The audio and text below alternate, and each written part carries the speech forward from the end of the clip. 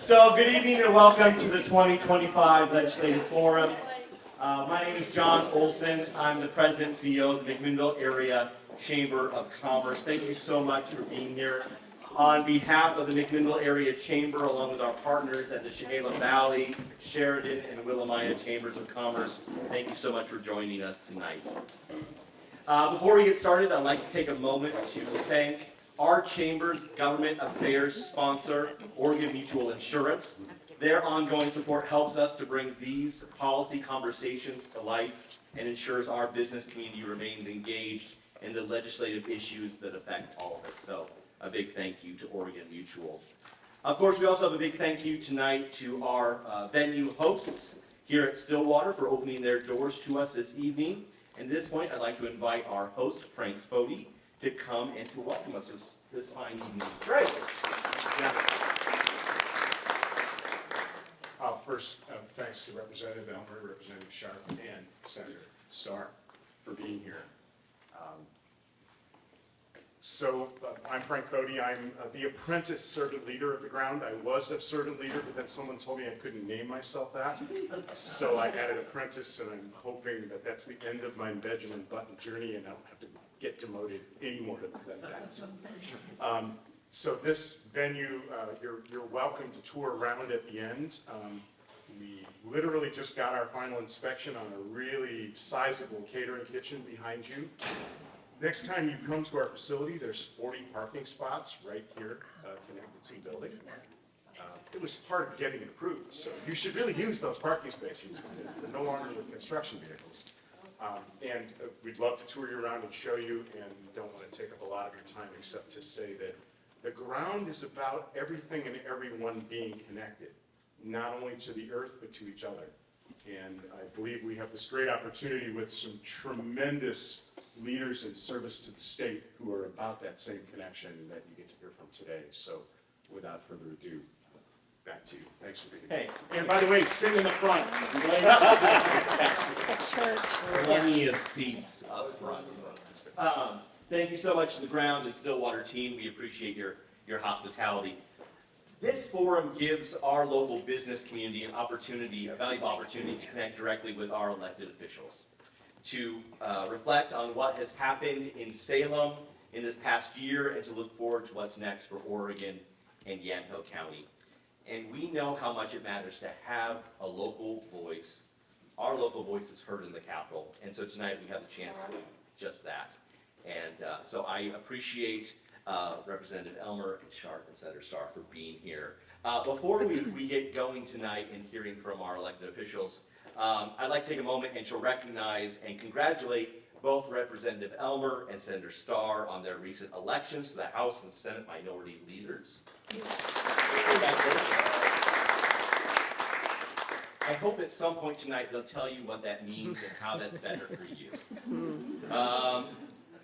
Or at least maybe not worse for them. I don't know. But we are really thankful to have you in these positions, voicing our voices in Salem. So thank you so much.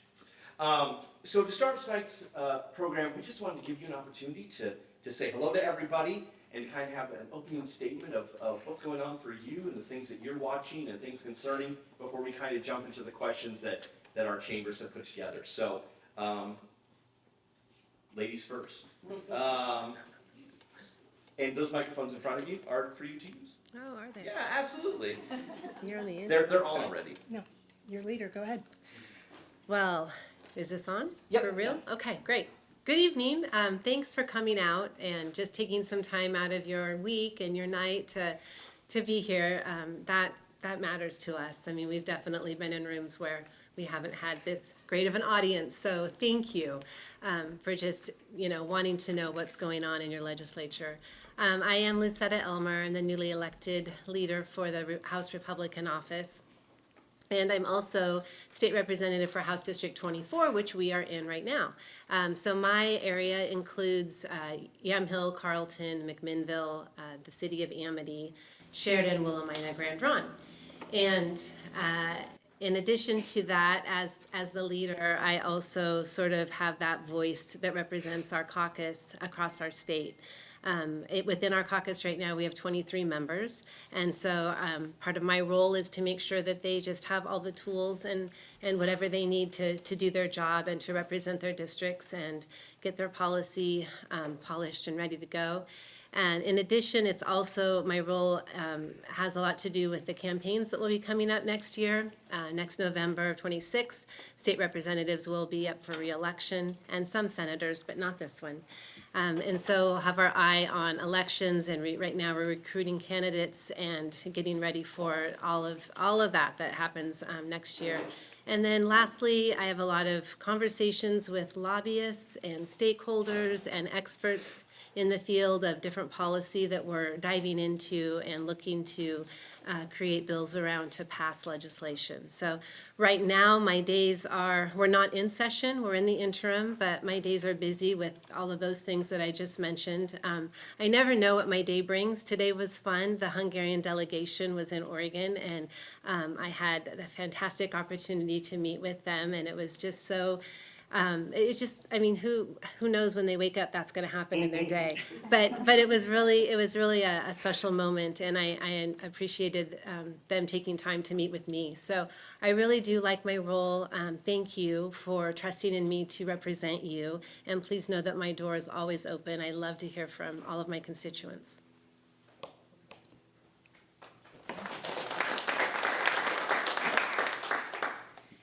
Good evening. My name is Anna Scharf, and I'm the state representative for House District 23. I'd also like to thank you all for taking time out this evening to be here. I've actually had a town hall where I think we could count the number of people who showed up on one hand, so this for me is a little overwhelming. This is fantastic. I actually get the pleasure of representing the rest of Yamhill County that Representative Elmer does not have, in addition to a good chunk of Polk County.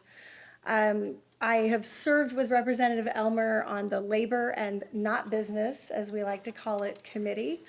I'm the vice chair of the Early Childhood and Human Services Committee, which I also have the pleasure of serving with Representative Elmer on. And then I sit on the House Ag Committee as well as a Sub-Human Services Committee, which looks at the two largest state budgets. My role currently will be to support Representative Elmer as one of the members of the caucus. I've served in the legislature since 2021, and along with the other members of our caucus, I will get to run for re-election again. I've already filed, so I'll be helping her fundraise and helping us also recruit some other fantastic candidates. I will say that she often says I'm the yin to her yang, because I am sometimes a little bit of a Debbie Downer, but I will say I had the pleasure of meeting several of the candidates that we've already been out recruiting at a luncheon during legislative days that just happened in September, and I am encouraged. I met some phenomenal candidates that we are looking at running in 26, and for me, not House District 26, in 2026 elections. Actually, there's a really great one in seat 26.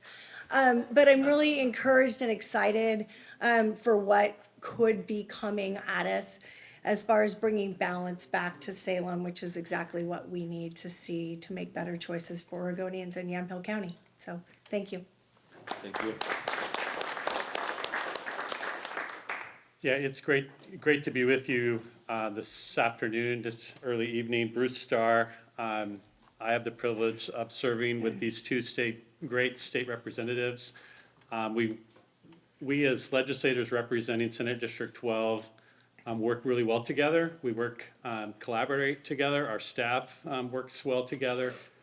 So it's really fantastic to have that team effort.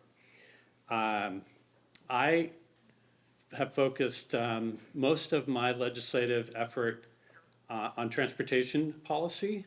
If you don't know, I previously served in the legislature for 16 years, from 1999 through 2014. Took a decade off and come back into the process. And during my previous service was very active involved in transportation policy. So did that again in this current session. As you look at the challenges in front of us, they're real, they're big. There's a lot that needs to be fixed in our state.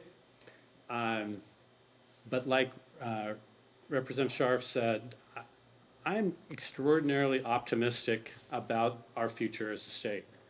I look at the challenges are real, but next year Oregonians are going to get a choice. They're going to get a choice to change directions, to turn the state around. And I think that as the Senate Republican leader, I can tell you that the candidates that are stepping forward to run for the state Senate seats that are open are fantastic Oregonians that bring a breadth of experience and will ultimately make really, really great additions to not just the Senate Republican caucus, but to the Oregon State Senate, where balance is important, balance is needed. We're in the super minority, just as they are in the House right now. But I don't see that continuing after the next election.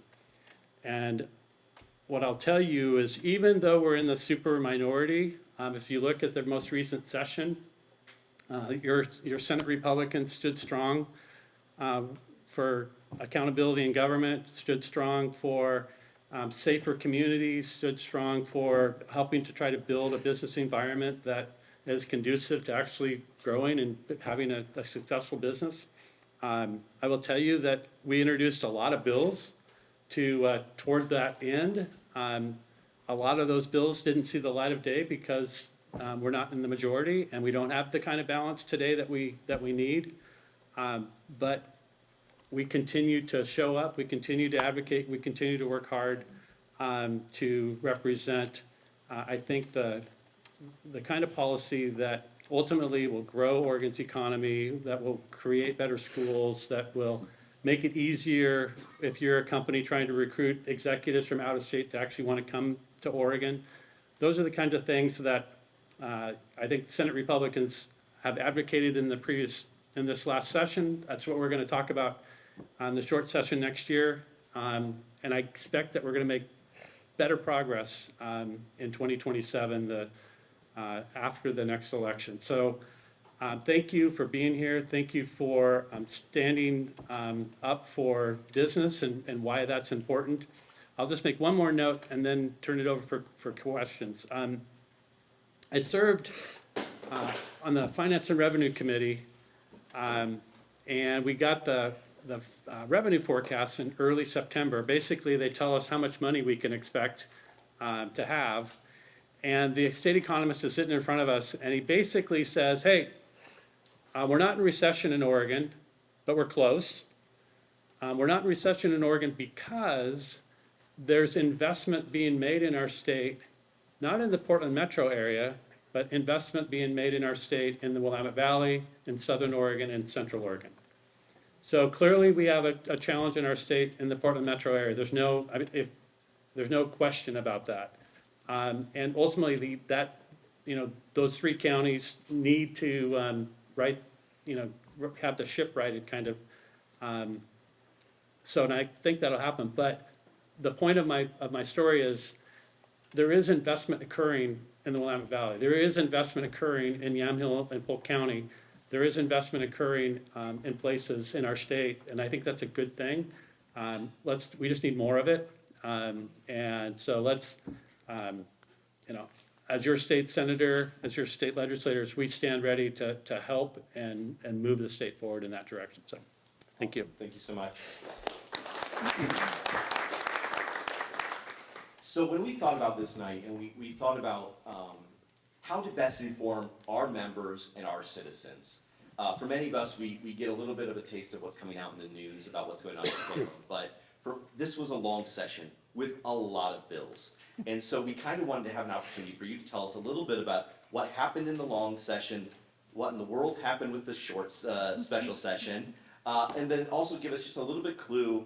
I know we're looking to do a crystal ball in a way of saying, in the short session in 2026, what are some things you think are going to be topics of discussion or things you hope might be topics of discussion? And so our first question tonight is a look back.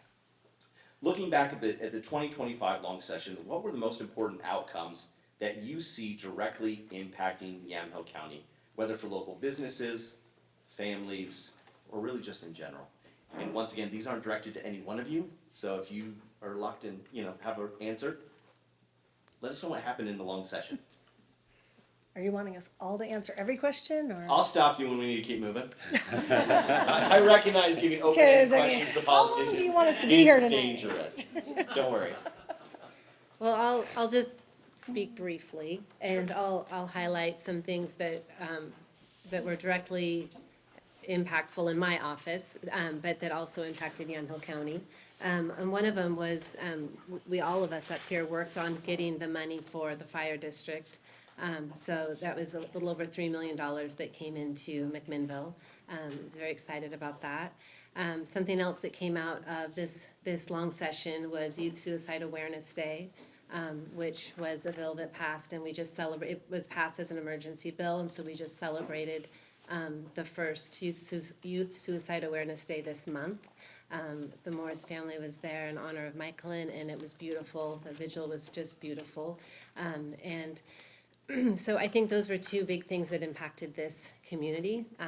But those I know were coming specifically a little more out of our area. So I'll leave all of the rest for you guys to talk about. So that happens when you go first. So kind of you. You got the easy ones. So I guess what I would say is that sometimes it's not about what happens, it's about what doesn't happen.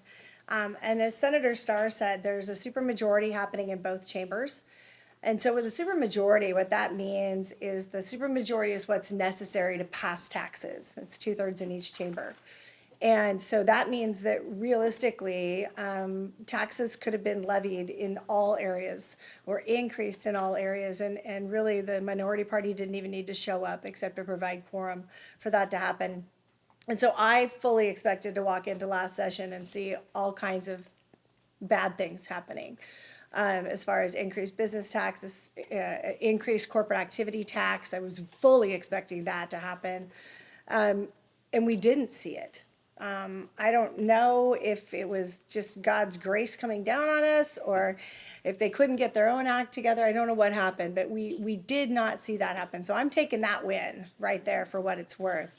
But we didn't see any relief either. So Republicans introduced a whole slew of tax relief bills that we couldn't get through, such as no tax, our own version of no tax on tips, to give our waitresses and our hairdressers and all the folks that we give our tips to, Oregonians, they get taxed on those. Didn't used to back in the day when I was waiting tables in college, and even after that, I didn't get taxed on those tips. And so there was things like that, and lowering the corporate activity tax. We weren't able to accomplish those things. For me personally, the big one though, which affects everything and every person, whether you own a business, whether you have kids in school, is agency accountability and rulemaking. Our state agencies have decided that they like our jobs more than we like our jobs. And they have taken to writing law in their rulemaking. So typically we pass laws, they write the rules, which are the ABCs of how to implement. But over the years, they have mission creeped into actually writing law. And so I introduced a bill for 2 sessions, and we thought this time it was going to get over the hump to actually change that rulemaking power and how it happens to make the playing field a little more even, more transparent, so that Oregonians, whether it's rules for business, rules for schools, rules for everyday Oregonians, you would be able to participate and have better visibility to it. And unfortunately, we didn't quite get there. Representative Elmer sits on the Rules Committee, and she fought hard, and we worked really diligently. It was an Oregon Business and Industry bill, and we're going to come back in the short session, and I feel confident. The governor was actually on board with us on it, but we had a special interest group that tanked us at the very end. But I feel confident we're going to come back and get that one next time, and that will absolutely be good for Oregonians across the board. No political, there's no partisanship in it. It's just good for everybody. Senator Starr? Great, thanks. So I've got like 10 pages, single spaced that list Well, that's all the time we have today, folks. that lists all the bills that Republicans introduced that didn't get hearings and didn't move. But there is a few things that Republicans sponsored that are good policy that we actually got done. Not all of them impact Yamhill County or our specific area, but there was a handful of things. One of them, I don't know if you followed the wildfire hazard map. I see nods.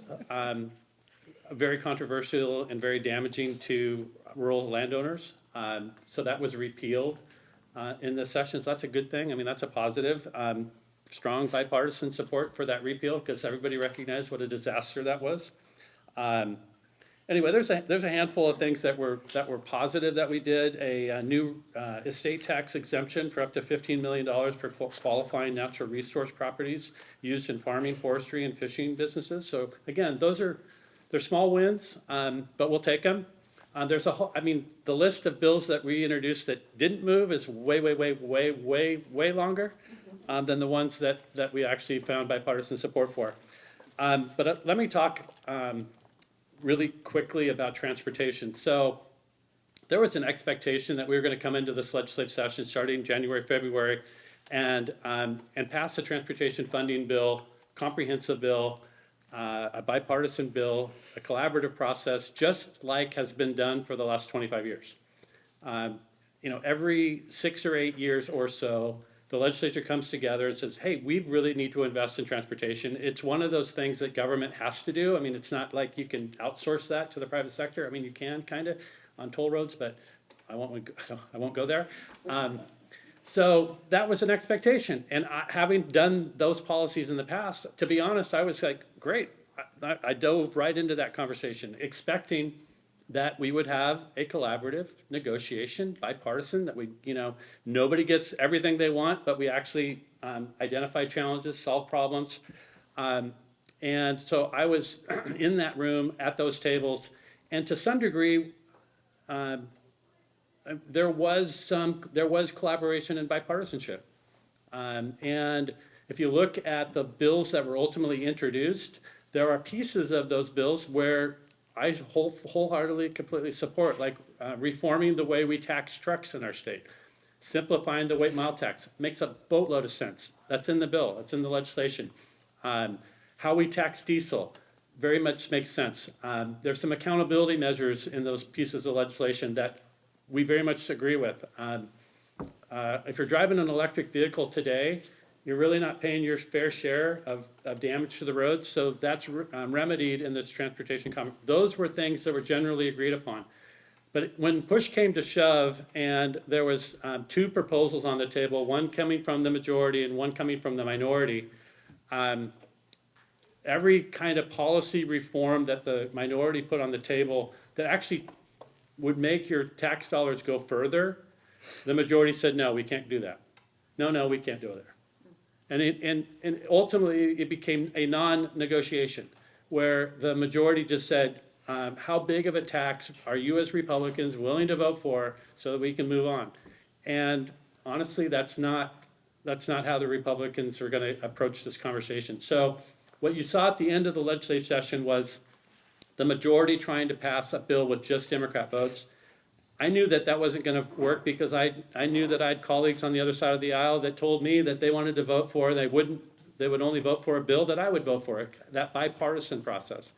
So it broke down at the end of the session. It was ugly, it wasn't pretty, but that's how legislation sometimes works. And then the governor took over after session, and that got us to basically the governor's bill and special session.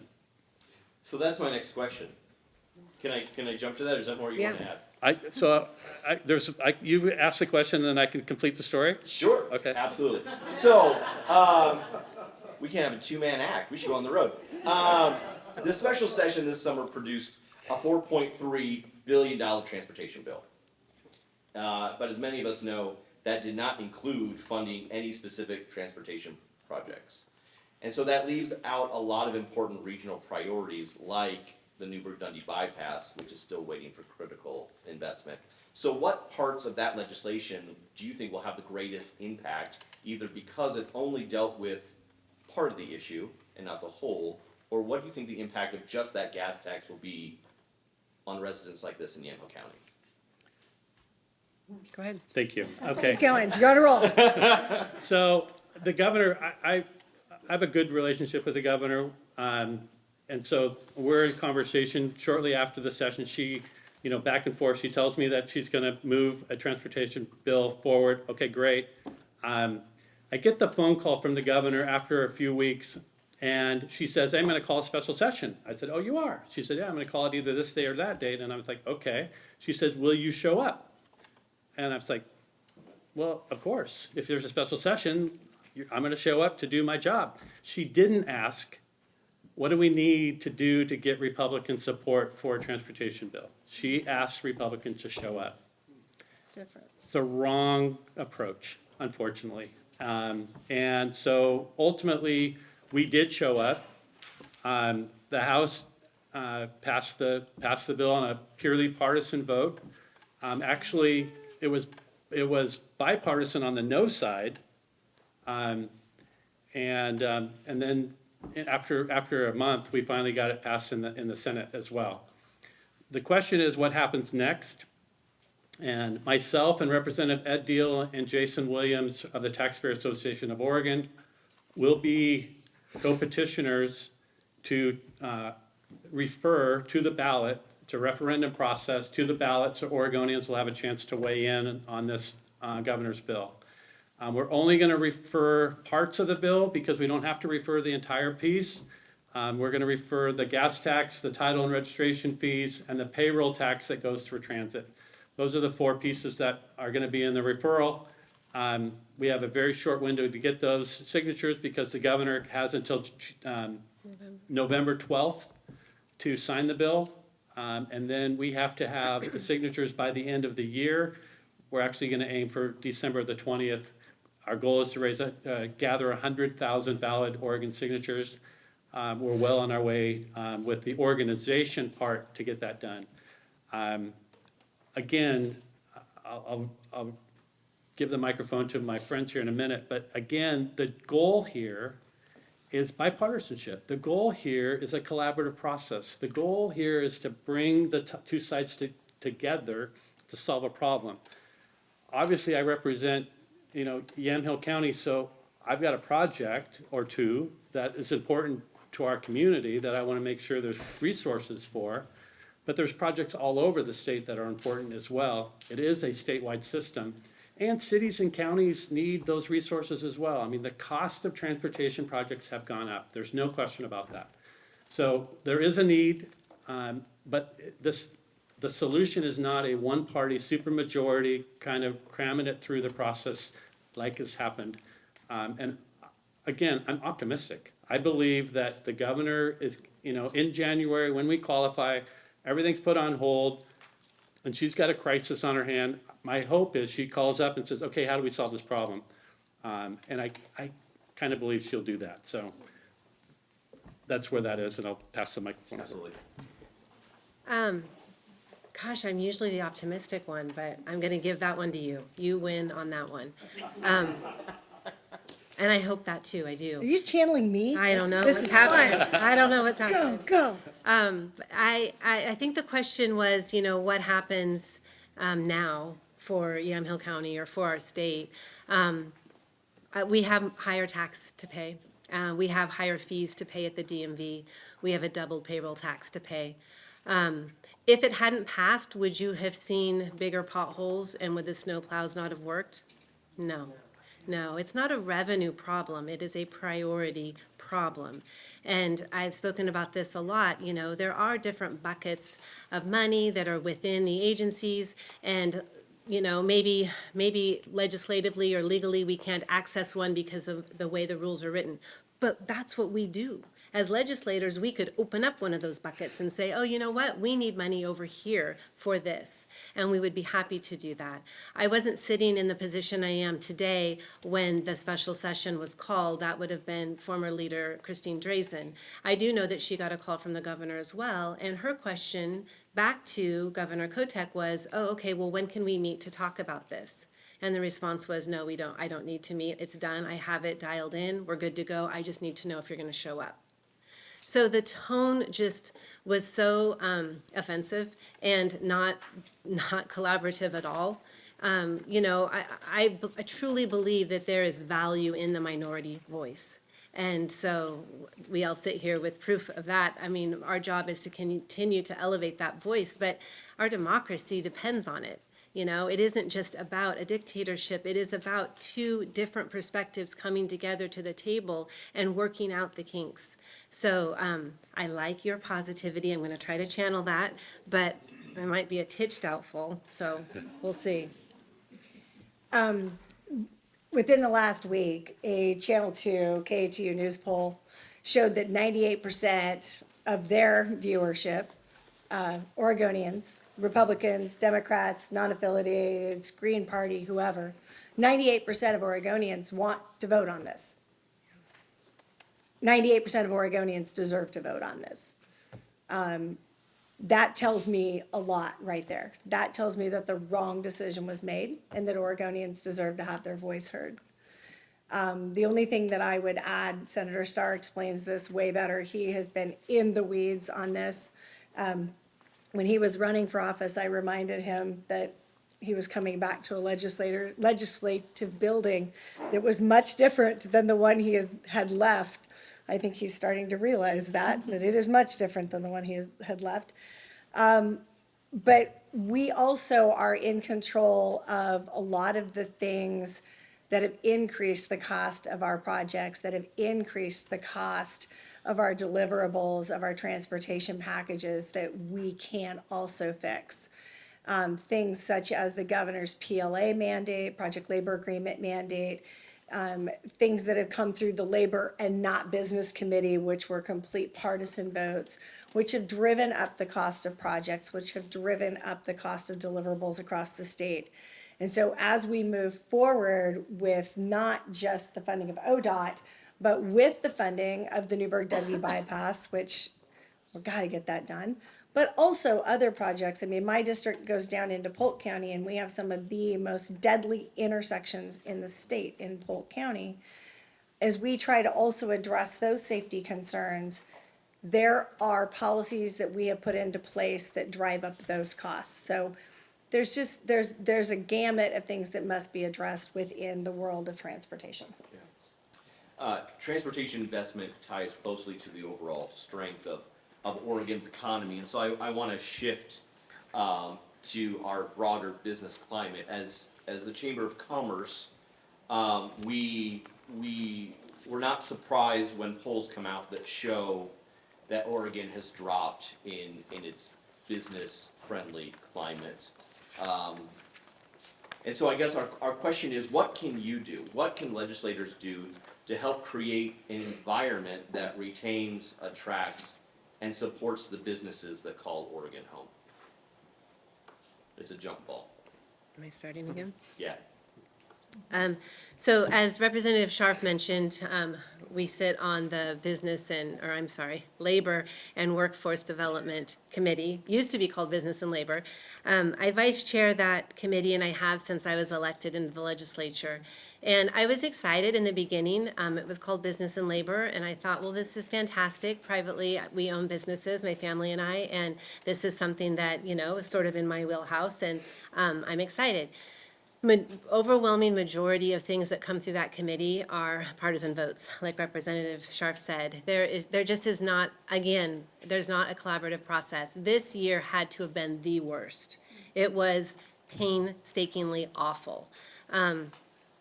Senate Bill 916, first state in the nation that is allowing public employees who go on strike to collect benefits.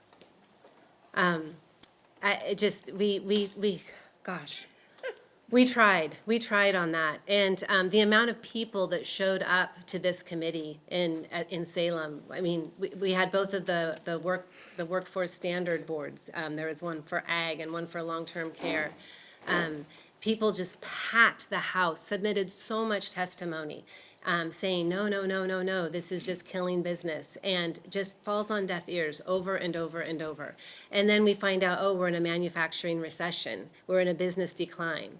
Well, that's what we've been saying. And it's just so frustrating because we're not able to get through. So we definitely saw things that were very, very sad. We saw Dutch Brothers leave. We saw Jeld-Wen leave, Cracker Barrel, Campbell, Owens Brockway, Tektronix, Adobe, Keene, Owens Corning, REI, Target, Macy's and Office Depot, Nordstrom. so many businesses, and they're being courted from other states because other states know that we are on the wrong side of this. And they're coming in and they are poaching our businesses, which obviously just has that trickle-down effect. How do we support our budget if we don't have the tax dollars that flow through business? So I don't even know if I answered questions, but I feel better. So thank you for letting me get that out. Yeah, this is a group therapy session. Thank you. Right now, it's okay. It has not gone unnoticed by us either that the state of Ohio is putting ads in the Portland Business Journal asking businesses to move to Ohio. That's bad, folks. It makes me angry. To create the right environment, to allow businesses to be able to start and to thrive here, they need to know that they can have the workforce to make the things and to do the jobs that make those businesses thrive. And workforce and housing continue to be top concerns for employers throughout Yamhill County. That's what we hear every single day as this Chamber of Commerce. What did the legislature accomplish in '25 that will make a difference locally? And where do you see gaps that still need attention that hopefully we can start a conversation in '26 about? You're up, Anna. I was still in the last one, man. There's Yeah. so much we could talk about that. So I think that it ties together with the last one. So first of all, I want to go back to the last one for just a second. I think that in order to attract business to the state, in order to keep business in the state, in order to grow business in the state, you have to prove to employers that they can keep employees, that you're going to have good schools for their kids to attend, you're going to have safe communities for them to live in. I mean, period, end of story. That otherwise they leave. And then when employees leave, businesses leave. And we're seeing a mass exodus from this state of both, not just employers, but employees. Because let's all face it, it's expensive to live here. But with housing, with respect, I went back and I looked at some of the bills, because I don't sit on the housing committee. Please don't put me on that committee, leader. Please don't. I'll get angry. But we did pass a bill that I supported, and then that one was passage of a bill to use local and state-owned lands inside the urban growth boundary for infill. The state is a prime example. The state of Oregon owns all kinds of land inside of urban growth boundaries that sits vacant. Go to downtown Salem and look at all the office buildings that are empty, and look at all the property that they own, vacant lots. But yet they don't want to use it to build apartment buildings on. They don't want to use it to build duplexes on. And some of our cities, I'm not pointing fingers at any specific city here or otherwise, Yamhill County, Polk County, but we do have cities that are like that could use publicly owned land to sell off, to infill with inside our urban growth boundaries. Some of the other things that we passed was a required residential development plan review timeline in order to speed up that process, to get those plans for developments out faster. However, we didn't do anything to actually help housing starts. If you look at the lumber market right now, it's in the tank. What do you need to build houses? You need lumber. We are still not cutting down trees. We still don't have a lumber market that supports building houses. We rolled back absolutely zero building code regulations that would have helped building houses faster or less expensive. There are some legacy things that we did 2 sessions ago that added cost for no apparent reason. 10 units or more, you must put in an EV car charging station. Even if the landlord doesn't want it, you have to put it in. Okay, this makes no sense to me. So, and that's besides the fact that nobody wants to be a landlord in the state of Oregon anymore. So I'm not sure that we did enough, because my idea in order to increase housing starts is we've got to figure out how to deregulate some of that stuff. And I come from a natural resource community. I grew up in a timber town. We got to cut down some more trees. Yeah, just to follow up on that, the Senate Bill 974 is we called it in the Senate the shot clock bill. Basically Yeah. requires local governments to speed up the approval process. That's a good thing. I mean, that's something that's positive that passed. We also passed a bill to deal with the shortage of building inspectors so that actually that you can get your inspections done quicker. It's more of them. But at the end of the day, I agree, there's a whole lot more that we should do or could do. And we have examples around the country of other locations, jurisdictions that actually have solved the affordability issue with housing. It's called increasing the supply of land available to develop and cut the regulations on the developers. Home builders and developers want to develop, they want to build homes, but you got to have the ground to do it on. 1.2% of Oregon, 1.2% of Oregon is urbanized. 1.2% of Oregon is urbanized. We created these urban growth boundaries, and it constricts the supply. Obviously, I mean, it's you don't have to be a brain surgeon. The laws of supply and demand do not, apply to Oregon just like they apply everywhere else. And so, if we were just to increase the amount of supply, reduce the regulations, that the housing crisis that we see would solve itself. Instead, what we see is state government, not Republicans, but state legislators taking hundreds of millions of dollars out of the back pockets of Oregon taxpayers, filtering it through state government agencies, and then doling out monies to nonprofits, God bless them, to build affordable housing that's not generally not affordable because the cost involved. That's how they're trying to solve this problem right now, and it's not really solving the problem, when instead you just let the market work and the market would work. Again, if we are in the ability in the next election cycle to bring balance to this process, I believe that the common sense proposals that Republicans put on the table this last session will find the light of day, and we can actually improve this. I am optimistic again because the data is the data. Numbers are numbers. They're not Republican or Democrat. They're not conservative or liberal. It is what it is, and you can't deny the facts of what's occurring in our state. And at some point, I believe that we have to turn the corner here. And again, I believe that we're just on the precipice of that happening.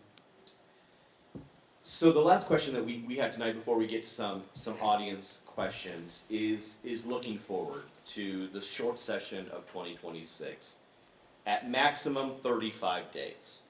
As you prepare for this short session, what issues or opportunities do you believe will most directly affect communities like ours in Yamhill County? Well, one thing that we get to deal with is the impacts of what's happening at the federal level. The federal government passed H.R. 1 that has impacts on our state and our state budget. And so we're going to have to deal with that. The co-chairs of the Ways and Means Committee have asked every state agency to propose a 5% reduction in their budgets. I think that's a good start. I served in the legislature in the recession in 01 and in 08, and we cut a whole lot more than that in those recessions. And so 5% I think is doable. Every state agency will say it's going to be, to the bone, it's going to be terrible. The reality is that we can manage it. The other thing that I want to highlight is there's talk about disconnecting Oregon's tax code from the federal tax code. Currently, we're connected. So when the federal government passes a bill that reduces taxes on tips, reduces taxes on overtime, accelerates business depreciation, small business depreciation, those kinds of things, it has an impact on our state budget. And the impact's about $880 million. That sounds like a lot, but we can completely do it, fix it. But the majority is talking about doing a disconnect so that we wouldn't have those impacts on our state budget. I personally think that Oregonians, especially those that are working overtime and collecting tip revenue or tip income should have the benefit of those reductions rather than Oregon legislature, basically making it so that those dollars stay in the state government's pocket rather than in the taxpayers' pockets. I 100% agree, and I also think that it would negatively impact small to mid-sized business, which was my last rant that I went on, and we definitely don't need to see more blows given to these businesses and these entrepreneurs and these business owners. We don't need to see businesses leaving because then obviously we have employees that are out of work. So when businesses see that they are not going to be able to get the tax cuts that they've had in the past or that they could get if they just moved to any other state, I mean, you know what's going to happen. So again, I think that is a huge mistake, and I'm hopeful that that's not the path that we go down. As far as what's coming up in short session, it is fast, but it will be a lot about money because we have a negative budget right now. So obviously those cuts need to happen, and there will be a lot of conversations. I don't see anything policy-wise going through if it has a fiscal. I don't know how that would happen. So it will be an interesting session for sure. 5 weeks, fast and furious. Yeah, absolutely.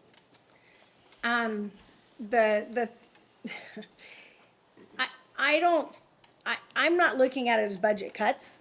I prefer to call it priority choices. And there are so many things. So the Subways and Means Human Services Committee that I sit on, which is we look at the budgets before they go to the full Ways and Means Committee. And the two that come through my Subways and Means Committee are Department of Human Services and the Oregon Health Authority. And those are the two largest state agency budgets that the state has. They get funding for programs that have never even started. So we're funding things that haven't even started. So if you're getting money every month in your family budget for something that you've never done, where do you start cutting? You cut there, right? It's priorities. These agencies are just going to have to look and prioritize where they're going to go with these things.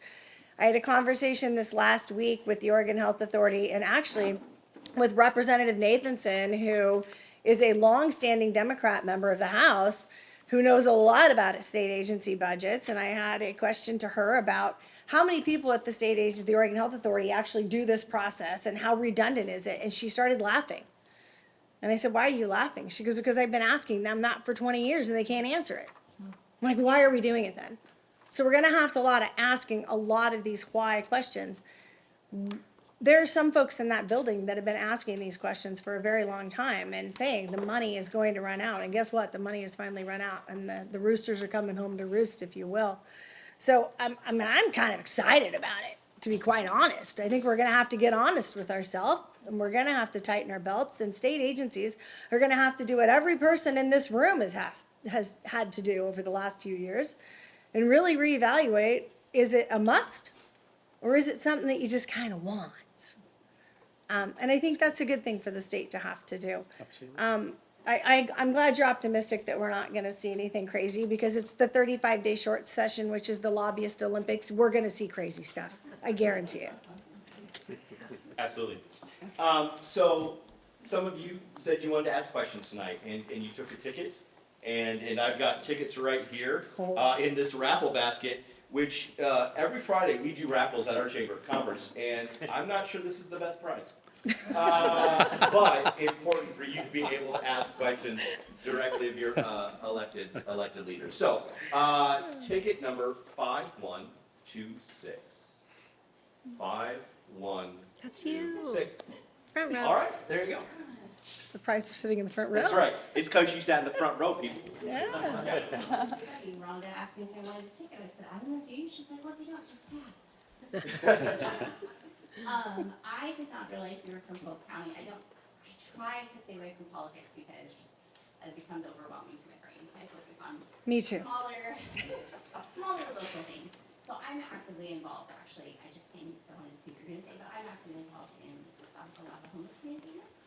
I just want to say, first and foremost, I love what Polk County is doing. If you guys don't know what Polk County is doing, they're setting the example for what we should be doing here. They have a They have not only a community resource center that you can walk in that has community partners to help with rent assistance, utility assistance, you name it, you walk in, they will connect with your person. They also have a brand new crisis center that I went to see, which is phenomenal, beautiful. Two sides. On one side, you can go in and it's for addiction services, so you have those sorts of problems. Other side, everybody else. So you're scared of, you're suicidal, you're scared you're gonna lose your house, or whatever it is. If you walk in, there's spaces and people that care. And they call it Pull Care because the one thing they want you to know is they care. So my question is, when can McMinnville have something like that? That's my question. You only gotta get them $3 million like I did. Pass it to the mayor. We're not gonna put the mayor on the spot tonight. So, Do you have an answer to I was maybe just- what worked or? Well, I would just, thank you, and I'm glad you brought that out. So I would just say that Polk County, kudos, I have to give them kudos because they budgeted really long and hard for that building. And it took lots of years and lots of scraping. They used a lot of ARPA dollars that came out of COVID for that. And it was also one of my very first or second sessions when the state was still throwing out money like it was monopoly time and Republicans actually got money. And I gave them a huge chunk of cash for that. So the belts are tightening and the money's not there. But it is amazing what they are doing with that. I agree, every community would be beneficial to have one of those. But it is not a cheap endeavor to go down that road. And you have to staff it. I also think if you want to know what McMinnville's doing, I know Mayor Morris would love to talk to you about that. I think chat with the chair for Yamhill County is a great way to talk about what the county services are. Many of the services we have going on in our county, they might just not be as well publicized. But thank you for your question. All right, 5118. Oh, that's me. Hey, that's you. Yeah. Okay, ready? Yeah. Hi, my name's Megan Corliss, and first I'd just like to remind you all that not everyone in this room is a Republican, and not all of your constituents are Republicans. Some of the comments up there have been a little one-sided. Congratulations to Senator Starr and Representative Elmer. I think it's a real honor for Yamhill County that both of you have been selected to be caucus members. Genuinely, I'm really proud that both of you are representing us. Thank you. The thing I wanted to ask was to you, Representative Elmer, in your first sort of press tour as caucus leader, you focused on a comparison between healthcare through the Healthier Oregon program and the Oregon State Police budget. I think that was really misleading. Healthier Oregon covers over 100,000 residents, and the Oregon State Police has fewer employees than just Multnomah County Sheriff and the Portland Police. And those are very different, I think. So what I'd like to ask is if you can walk me through how that comparison came to be and your thinking in that. And the reason I'm asking is that I think, given everything that's going on with ICE, with the raids, there's so much attention, and it concerns me that we would bring something to attention that could have a negative impact if people, I mean, it's pretty clear that the suggestion there was that we're comparing immigrants to police, and given the political rhetoric at the moment, I'd just like to know what you think. Sure, thank you. Thank you for the question. I think I said this earlier, and I really believe that part of my job is to elevate that minority voice. And, you know, sometimes there's so many things out there that are clickbait and that are headlines to get people to lean in. And I just wanted Oregonians to understand. So $1.3 billion has been spent on Healthier Oregon, and that is for non-citizens' health care. And I was comparing that to $717 million that has been spent for state police for their budget, which saw a decrease. I think what's significant in this is that in 2021, when the Healthier Oregon program passed through the legislature,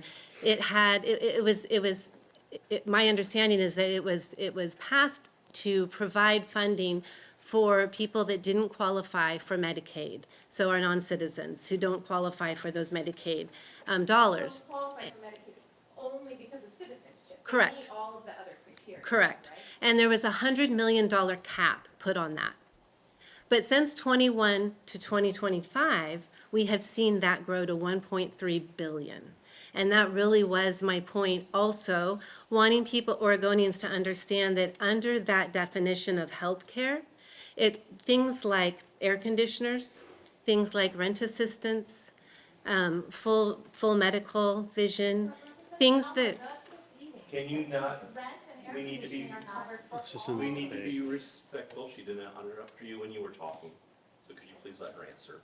Thank you. Thanks. I know it can be challenging. I think my point was just to make sure that everyone did understand that when I think of healthcare and I think of people that are paying for healthcare and still have these huge deductibles and they are still struggling to make ends meet, that when we had a cap of $100 million to try and help this part of our population, and it has grown exponentially to 1.3 billion at the same time while we were reducing our Oregon State Police, I just wanted Oregon to understand that and to also understand what was covered under it.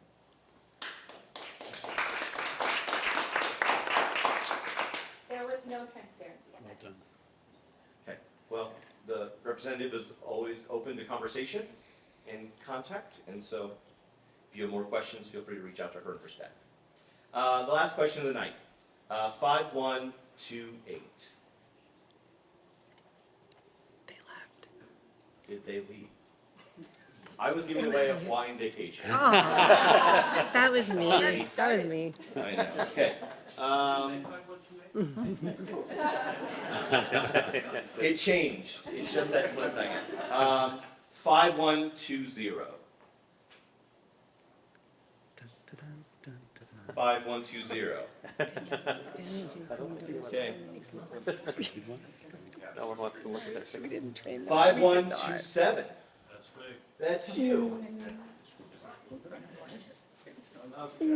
I don't think I'm gonna need the thing we just got the ballot on for, what is it, McMinnville doing $98 million in bonds. You guys for or against that? I don't. So, That is, I'm that's, personally against it. I don't live in Against any McMinnville, kind so of I bonds don't being sold or anything like that going into debt, but, I don't know, are you guys supporting that? What? well, that's a city I don't issue, live and I in think they're McMinnville. gonna, I think they're gonna Would you defer. prefer a different question? yes. Okay, great. Now, okay, so, Representative Miller. Oh, I just had the last one. We're talking about getting more jobs for Oregon, and I'm planning on running for House of Representatives, United States House of Representatives in 2026, and I want to get jobs to Oregon.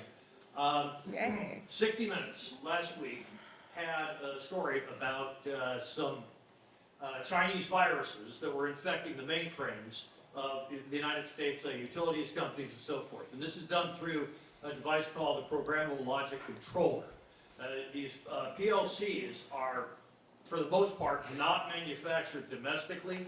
A lot of them are manufactured in China, and because they are programmable logic controllers, the Chinese can put malicious firmware and stuff like that in there. So one of the things I'm going to propose, if I do become a representative, is that PLCs be built, manufactured domestically.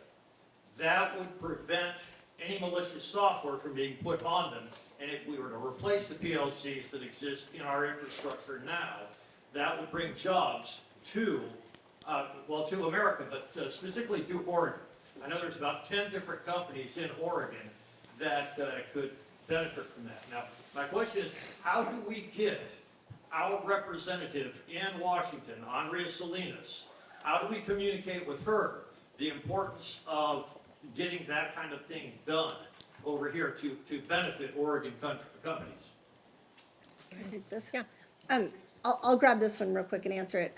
10 years with Hewlett-Packard, and voted no on Senate Bill 4, which was the CHIPS Act. I love your frienders. And the primary reason I voted no on Senate Bill 4, the CHIPS Act, which was the Semiconductor Act for Oregon, was because of what we have seen happening with the semiconductor industry in the state of Oregon, where it's very nomadic and it comes and it goes. It comes to the state of Oregon and then it leaves the state of Oregon. And I think that we have a much bigger problem than talking to Congresswoman Salinas or talking to any of our congressional delegation. We have to go back to the conversation that we had earlier in the evening about how we make Oregon a business-friendly state. How do we take care of our problems here at home? How do we lower our corporate business tax structure? How do we get rid of the corporate activity tax? How do we make sure that we have a ready workforce that's ready and willing to go to work every single day, that's trainable, that's good, hardworking kids, coming out of high school, ready and able to work, coming out of college trained and ready for those jobs? How do we solve our problems here, not in Washington, D.C.? That's a whole other conversation back there. But frankly, the semiconductor industry will come and will go just like any other business will come and will go. And until Oregon is ready to say we are open for business and we're going to not send you to Ohio, we got to take care of things at home first. Thank you. Good job. Yeah. Well, I want to say thank you to Representative Elmer, Representative Scharf, Senator Starr for being here tonight, for taking the time to come. And thank you for your continued partnership with your local chambers and the communities that you represent. I also want to thank you. Thank you for coming and being a part of the dialogue. Thank you for coming to listen.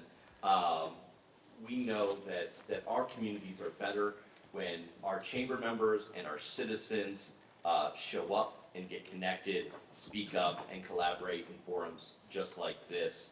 When we have local voices in the conversation, our community thrives. So thank you for your care, thank you for your passion, thank you for staying engaged and informed. And we look forward to working with you and for moving our community forward into the next year. So thank you so much for being here tonight.